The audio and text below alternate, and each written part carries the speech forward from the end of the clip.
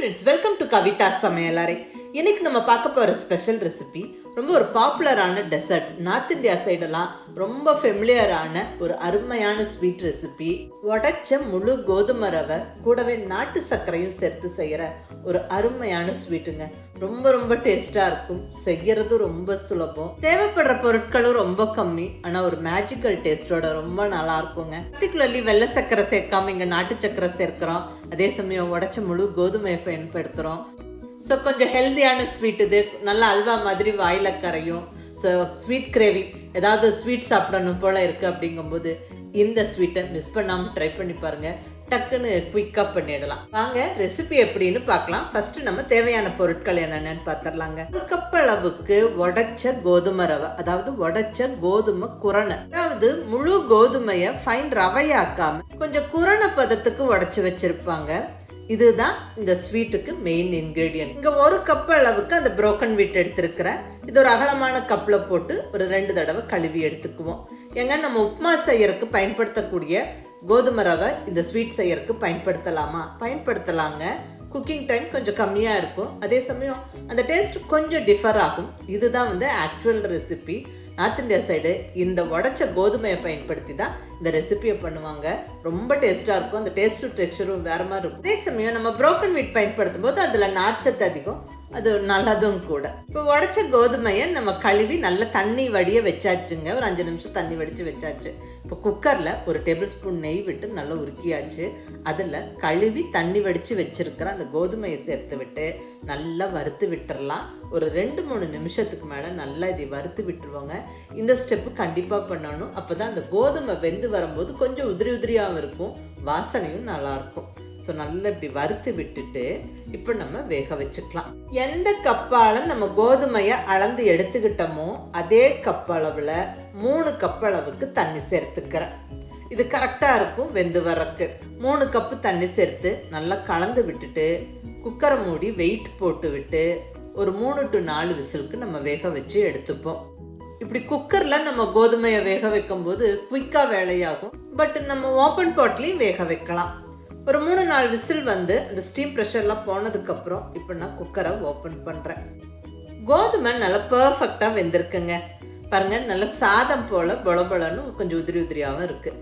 அவ்வளோதான், இந்த மாதிரி வெந்திருக்கணும். ஸோ இப்போ கோதுமை வெந்து ரெடியாக இருக்குது. இப்போ நம்ம ஸ்வீட் செய்ய ஸ்டார்ட் பண்ணிடலாங்க. நல்ல ஒரு அடிகனமான பாத்திரம் அல்லது ஒரு நான்ஸ்டிக் பாத்திரம் வச்சுக்கோங்க. 2 டேபிள் ஸ்பூன் அளவுக்கு நெய் சேர்த்து, நெய் கொஞ்சம் உருகி வந்ததுக்கப்புறம் இப்போ இதில் முந்திரி பருப்பு சேர்த்து நல்லா வறுத்துருவோம். ஒரு 10 to 15 முந்திரி பருப்பெல்லாம் நம்ம எவ்வளோ வேணாலும் சேர்க்கலாம், அதெல்லாம் நம்ம விருப்பம். அது நல்லா கொஞ்சம் செவந்து வரட்டும். முந்திரி பருப்பு ஃபஸ்ட்டு போட்டு லைட்டாக அது செவந்து வரும்போது அடுத்ததாக நம்ம திராட்சை சேர்த்துருவோம். உலர் திராட்சை சேர்த்தாச்சு. அந்த உலர் திராட்சையும் நல்லா வறுபட்டு நல்லா உப்பலாகி வரணும். பாருங்க, அந்த முந்திரியெல்லாம் நல்லா செவந்து திராட்சையும் நல்லா உப்பலாகி வந்துருச்சு. இப்போ இந்த திராட்சை முந்திரியை மட்டும் தனியாக எடுத்து ஒரு தட்டில் வச்சிருவோம். இப்போ வறுத்த திராட்சை முந்திரியை கம்ப்ளீட்டாக எடுத்து தட்டில் வச்சாச்சு. இப்போ அடுத்ததாக ஸ்டவ்வை நல்லா சிம் பண்ணிக்கோங்க. ஏன்னா ஆல்ரெடி அந்த நெய் சூடாக இருக்குது. இப்போ நம்ம அந்த வெந்த கோதுமையை சேர்க்க போகிறோம். ஸோ தெரிக்கும், அதனால் ஸ்டவ் நல்லா சிம் பண்ணிட்டோம், இல்லை ஆஃப் பண்ணிட்டும் கூட சேர்த்துட்டு அப்புறமா ஆன் பண்ணிக்கோங்க. இப்போ வெந்த கோதுமையை கம்ப்ளீட்டாக நம்ம அந்த நெய்யில் சேர்த்தாச்சுங்க. நல்லா வதக்கி விட்டுருவோம். ஒரு 1-1.5 நிமிஷம் நல்லா வதக்கி விடுங்க. நல்லா இந்த நெய்யில் இந்த கோதுமை வதங்கி வரட்டும். இன்னும் கொஞ்சம் உதிரி உதிரியாகும். இப்போ இந்த ஸ்டேஜில் நம்ம நாட்டு சக்கரை சேர்த்துக்கலாம். நாட்டு சக்கரை அல்லது பொடிச்ச வெல்லம் எது வேணாலும் சேர்க்கலாம். எந்த கப்பால் நம்ம உடைச்ச கோதுமையை அளந்து எடுத்துக்கிட்டோமோ அதே கப்பில் நல்லா குவிச்சு நிறச்சி அளந்து 1 கப் அளவுக்கு நாட்டு சக்கரை சேர்த்தாச்சு. இது இனிப்பு சரியாக இருக்கும். வெள்ளை சக்கரை சேர்க்கலாமான்னு கேட்டிங்கன்னா சேர்க்கலாம். ஆனால் அதோட டேஸ்ட்டும் அந்த கலரும் வேறு மாதிரி இருக்கும். இப்போ நாட்டு சக்கரை சேர்த்து நல்லா கலந்தாச்சுங்க. சர்க்கரை சேர்த்த உடனே அந்த சர்க்கரை கரைஞ்சி நல்லா லூஸ் ஆகும். அதுக்கப்புறம் ஒரு 7-8 நிமிஷம் அப்படியாவது வதக்கி விடும்போது அது திரும்பவும் நல்லா கெட்டிப்பட்டு அல்வா மாதிரி சுருண்டு வரும். நல்லா அது கொஞ்சம் கெட்டியானதுக்கப்புறம் இந்த ஸ்டேஜில் ஒரு 1/2 டீஸ்பூன் அளவுக்கு ஏலக்காய் பொடி சேர்த்தாச்சு. ஏலக்காய் பொடி சேர்த்து நல்லா திரும்பவும் நல்லா கலந்து விடுவோம். இப்போ இந்த ஸ்டேஜில் நம்மளுக்கு கொஞ்சம் கெட்டியானது தெரியுது பாருங்கள். அந்த பேனில் ஒட்டாமல் அப்படியே வருது. பட் இன்னும் ஒரு 2-3 நிமிஷம் நம்ம நல்லா இதை வதக்கி விடணும். நல்லா கலந்து விடுவோம். இன்னும் கொஞ்சம் அப்படியே சுருளாக வதங்கி வரணும். ஸ்டவ்வை கண்டிப்பாக லோ ஃப்ளேமில் வச்சுக்கோங்க. பாருங்கள், இன்னும் கூட கொஞ்சம் கெட்டியாயிருச்சு. இப்போ இந்த ஸ்டேஜில் நம்ம வறுத்து ரெடியாக வச்சுருக்கிற அந்த முந்திரி திராட்சையை சேர்த்து விட்டு கூடவே இன்னொரு டேபிள் ஸ்பூன் அளவுக்கு நெய் சேர்த்துருவோம். நெய் சேர்த்து விட்டு நல்லா கலந்து விட்டுருவோம்.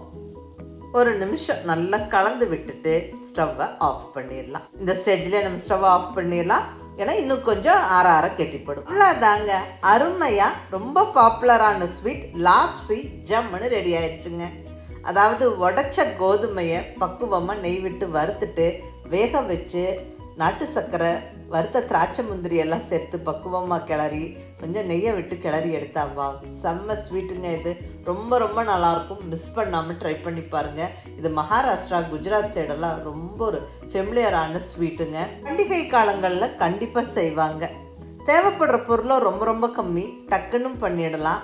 ரொம்ப டேஸ்ட்டாக இருக்கும். நம்ம இங்கே வெள்ளை சர்க்கரை சேர்க்கல, நாட்டு சர்க்கரை சேர்த்துருக்குறோம். அதே மாதிரி உடைச்ச முழு கோதுமை சேர்த்துருக்குறோம். ஸோ கொஞ்சம் ஹெல்த்தியானதும் கூடங்க. ஒரு குயிக்காக ஒரு பிரசாதம் பண்ணணும், ஒரு ஸ்வீட் பண்ணணும்னு யோசிக்கும் போது இதை நீங்கள் மிஸ் பண்ணாமல் ட்ரை பண்ணி பாருங்கள். கண்டிப்பாக எல்லோரும் என்ஜாய் பண்ணி சாப்பிடுவாங்க. செஞ்சு பார்த்துட்டு எப்படி இருந்ததுன்னு உங்கள் ஃபீட்பேக் சொல்லுங்கள். பிடிச்சிருந்தால் லைக் பண்ணி ஷேர் பண்ணி கமெண்ட் பண்ணுங்கள். கவிதா சமையலறை சப்ஸ்கிரைப் பண்ணி என்னுடைய மற்ற ரெசிபிஸும் வீடியோஸும் பாருங்கள். தேங்க்யூ.